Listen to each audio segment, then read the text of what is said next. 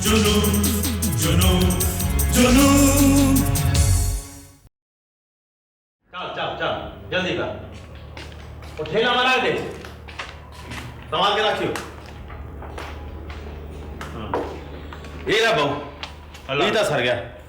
पर बहू ससुरा 70 से ज्यादा भाव तो देना मानना ही नहीं। अब तो कोई बात नहीं यार, अपना गुजारा चल रहा है ना। लेकिन एक बात कान खोल के सुन ले, किसी को कानों कान खबर नहीं होनी चाहिए, समझ गया? तू घबराता क्यों है बहू? हैं? ये गोदाम कभी खाली हुआ है? ससुरी एक खेप साइड पर गई नहीं कि सफाई वालों से दूसरी आई नहीं है? अरे 5-6 बोरी का कन्या पता चला है। अरे मैं उनकी बात नहीं कर रहा हूं, मैं रात को आने वाले ग्राहकों की बात कर रहा हूं। और तू फिक्र नहीं कर। हाँ। मन्ने ना ग्राहक को ठोक बजा के देखने की आदत है। अच्छा पर बहू ये दक्षिणा घनी कम लग गया है थोड़ी सी। चले हाँ। आज इंतजाम कर दे, जा जल्दी जा जल्दी जा।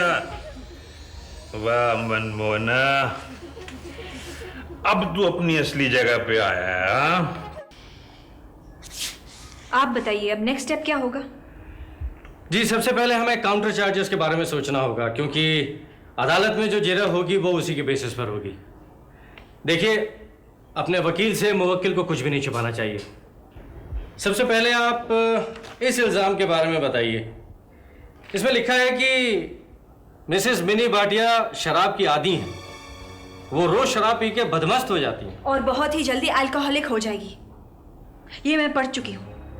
इन झूठे इल्जामों को दोहराकर मेरे जख्म न खोलिए वकील साहब।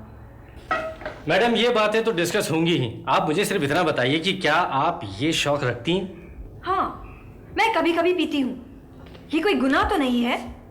हमारे समाज में कितनी औरतें पीती हैं, क्या उन सबको अदालत के कटहरे में खड़ा किया जाता है? Relax madam, relax. देखिए, आप अदालत में नहीं खड़ी, आप अपने वकील से बात कर रही हैं। ये सारी बातें उन्हें साबित करनी होंगी और ये कोई आसान काम नहीं है। पहले आप अपने आप को कंपोज कीजिए। Come on, relax yourself. Okay, that's better. अच्छा जी, दूसरा इल्जाम जो पहले इल्जाम से कानून की नजरों में ज्यादा संगीन है, ये लगाया है कि आपने उनके साथ, मेरा मतलब है कि आपने अपने खाबिन से बेवफाई की है। कानून की नजरों में ये अडल्ट्री एक जुर्म है। पहले दिन ही मैंने आपको उसके बारे में सब कुछ बताया था। अब मुकदमा तो आप ही को लड़ना है। आप ये बताइए कि मुझे क्या करना है? आपको बहुत एहतियात से काम लेना होगा, लेकिन आप बिल्कुल बेफिक्र रहिए, क्योंकि जब तक वो इन इल्जामात को साबित नहीं कर लेता वो ये मुकदमा नहीं जीत सकता। लेकिन इस केस में एक बात है जिसे हमें लाइटली नहीं लेना चाहिए। देखिए, मुझे ये कानूनी दाव पेच नहीं मालूम। सीधी सी आम भाषा में समझाइए मुझे। ठीक है, जैसे आप कहें। देखिए, आपके पति मिस्टर नील भाटिया खुद एक बहुत काबिल क्रिमिनल लॉयर है, ठीक है?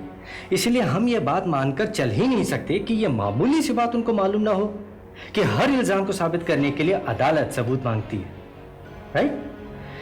इसलिए हमें किसी तरह की कोई लापरवाही नहीं बरतनी चाहिए और ये जानने की पूरी कोशिश करनी चाहिए कि क्या उनके पास कोई सबूत पहले से तो नहीं है। ओह गॉड, मुझे तो शुरू से ही डर था कि वो मुझे किसी ऐसे कानूनी जाल में फंसा देगा जिसे मैं निकल नहीं पाऊंगी। एक मिनट, मैं केके से बात करती हूँ। आप ठीक कहते हैं, हमें अभी से कॉशियस रहना चाहिए।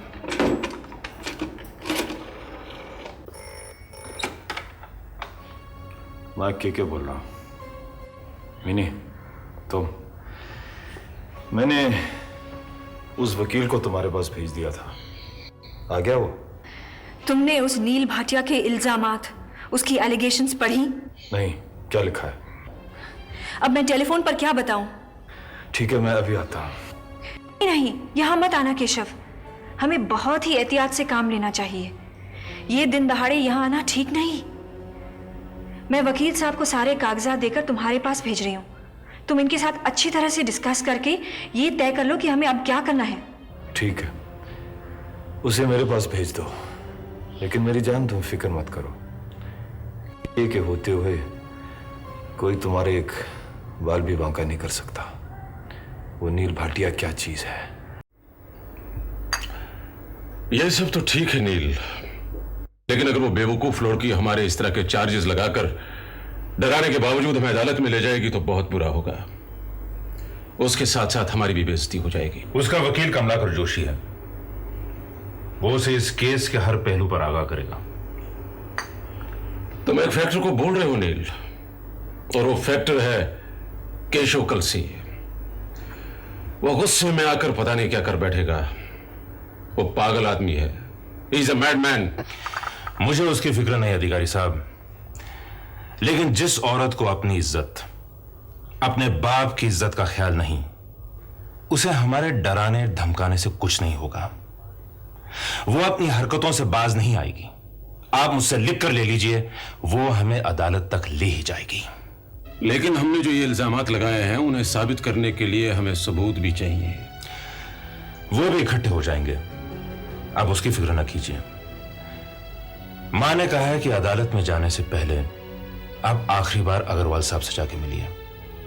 अगर कोई भी आउट ऑफ कोर्ट सेटलमेंट हो जाए तो वो ज्यादा बेहतर होगा, नहीं तो बहुत बदनामी होगी। वो तो मैंने कह दिया ना कि मैं जरूर ये कोशिश करने के लिए जाऊंगा। आप नहीं जानते मैं अपने बेटे से मिलने के लिए कितना बेताब हूं। उससे तो मुझे बच्चे को छूने तक नहीं दिया। वक्त बहुत बलवान होता है मेरे बेटे, बहुत बलवान। वो तुम्हारा बेटा है और इस सच्चाई को दुनिया की कोई ताकत झुटा नहीं सकती। बस उस वक्त का इंतजार करना सीखो जब वो एक दिन तुम्हारे पास आएगा और कहेगा, आई लव यू पापा, आई लव यू। शायद वो वक्त मेरी तकदीर में नहीं अधिकारी साहब। हम लड़ेंगे, अपने हक के लिए लड़ेंगे, लेकिन पहले मुझे एक कोशिश और कर लेने दो। ठीक है, मैं चलता हूं। मां आपके जवाब का इंतजार कर रही होगी। उनसे कह देना मैं कल वहां जरूर जाऊंगा। जी। एक मिनट, आज सुबह राजवंश का टेलीफोन आया था। वो कह रहा था कि उसे तुमसे कुछ मशवरा करना है। मैं जानता हूं वो किस सिलसिले में मुझसे मशवरा करना चाहता है। वो ऐसे मामलों में आपसे बात करने से डरता है। वो गलत काम करने लगा नील, और इसीलिए मुझसे बात नहीं करता। अब उसे कौन समझाए कि ऐसे लुका छुपी से मसले हल नहीं होते। तुमसे मिले तो बतला देना उसे ये सब। जी।